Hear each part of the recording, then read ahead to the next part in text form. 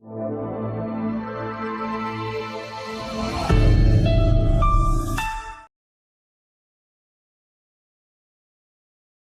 Dear students, how are you all? I hope you all are good.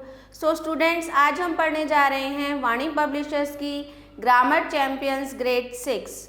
तो students, अब हम पढ़ने जा रहे हैं चैप्टर नंबर 2, जिसका नाम है यूज ऑफ इट, यानी कि इट का प्रयोग। निम्नलिखित उदाहरणों को ध्यानपूर्वक पढ़िए। यहाँ पर कुछ एग्जाम्पल्स दिए गए हैं, इन्हें हमें ध्यान से पढ़ना है। पहला है, आपको हिंदी वाक्य दिया गया है, यहाँ पर उसका अंग्रेजी अनुवाद दिया गया है। तो पहला सेंटेंस है 5 बजे हैं, यानी कि it is 5 o'clock। Second sentence is कल सर्दी थी, इट वॉज कोल्ड येस्टरडे। यह सोने का समय है, it is time to sleep. झूठ बोलना पाप है, it is a sin to tell a lie. आज होली है, इट इज होली टुडे। तो ये सारे सेंटेंस आपको देख सकते हैं कि इसमें इट का यूज हुआ है। अब इट को यूज करने के सेंटेंस में अनुवाद के कुछ नियम होते हैं, तो आइए उनको पढ़ लेते हैं। नियम को, क्या नियम होते हैं?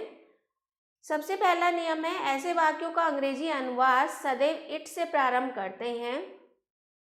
उदाहरण के लिए 1, 2, 3, 4, 5।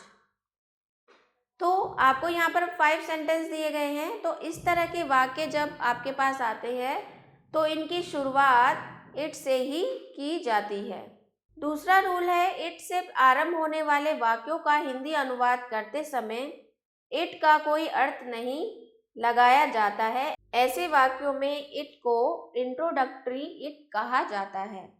ऐसे वाक्य जो इट से आरंभ होते हैं, तो जब हम उनका हिंदी अनुवाद करते हैं तो इट का स्पेशली कोई अर्थ नहीं निकलता है। ऐसे वाक्यों में इट को हम क्या बोलते हैं? इंट्रोडक्टरी इट कहते हैं। इट के प्रयोग से निम्न बातें स्पष्ट होती हैं। सबसे पहला, समय यानी कि टाइम। दूसरा, मौसम यानी कि वेदर। तीसरा, प्राकृतिक वस्तुएं यानी कि नेचुरल थिंग्स। और चौथा यानी कि दिन, माह या वर्ष, डे, मंथ और ईयर। फोर्थ रूल है, इट का प्रयोग तीनों कालों वर्तमान, भूत, भविष्य में किया जाता है। तो इट का जो यूज है आप प्रेजेंट, पास्ट और फ्यूचर तीनों तरह के टेंसेस में कर सकते हैं। Next is exercise. निम्नलिखित वाक्यों का अंग्रेजी में अनुवाद कीजिए। इस हफ्ते वर्षा अधिक होगी। It will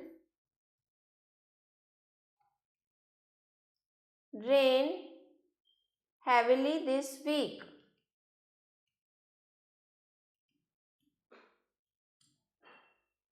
Next sentence is, अब 3 बजे हैं। It's 3 o'clock now. 7:15 बजे हैं। It's 7:15। आज सोमवार है। It's Monday today. कल रविवार है। Tomorrow is Sunday.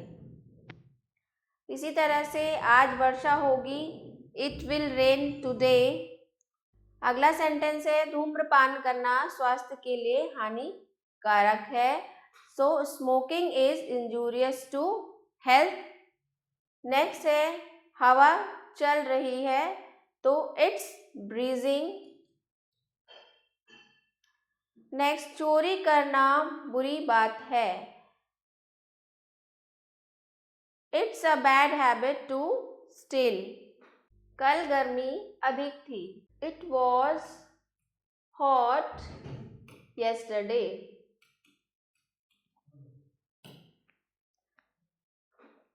तो ये थे आपके सारे सेंटेंस। नेक्स्ट एक्सरसाइज है, निम्नलिखित वाक्यों का हिंदी में अनुवाद कीजिए। तो पहला सेंटेंस है, इट इज वेरी सैड तो इट इज़ वेरी सैड का मतलब होता है बड़े दुख की बात है, यह तो बड़े दुख की बात है। Next sentence is does it rain at night, क्या रात को बारिश होती है। अब यहाँ पर does it rain at night, क्या रात को बारिश हुई थी। Next it is very cold yesterday, कल बहुत ठंड थी। इट इज़ 10 o'clock, 10 बजे हैं। Next it is getting dark, अंधेरा होने वाला है। It seems that he is ill, ऐसा लगता है कि वह बीमार है। It is kind of you to help me, आपका बहुत आभारी रहूँगा कि आपने मेरी हेल्प की। It is the month of April, यह अप्रैल का महीना है। इट इज़ वेडनेसडे टुडे, आज वेडनेसडे है, बुधवार है। विल इट रेन टुडे, क्या आज बारिश होगी। तो आशा करती हूँ बच्चों आपको ये क्लास अच्छे से समझ में आई होगी, चैप्टर सारे आपके क्लियर हो गए होंगे। आभार।